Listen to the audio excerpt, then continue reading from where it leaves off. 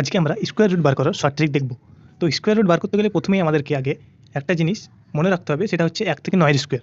তো আমি কিন্তু 1 থেকে 9 স্কোয়ার এখানে লিখে ফেলেছি। এইবার যে সংখ্যাটি আছে 3136, একে দুটি পেয়ারে কিন্তু আমি ভাগ করে নেব, 31 আর 36, ঠিক আছে।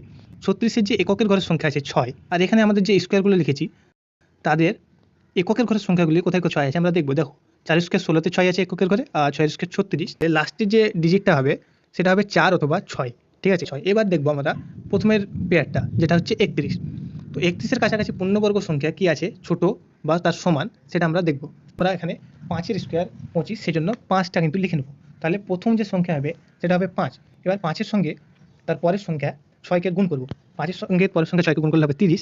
তো 30টা হচ্ছে 31-এর থেকে ছোট, তাহলে 31টা হচ্ছে 30-এর থেকে বড়। সেই জন্য আমরা লাস্টের যে সংখ্যাটা হবে সেটাকে বড় নেবো, সেই জন্য আমরা এখানে 6 নিয়ে নিলাম।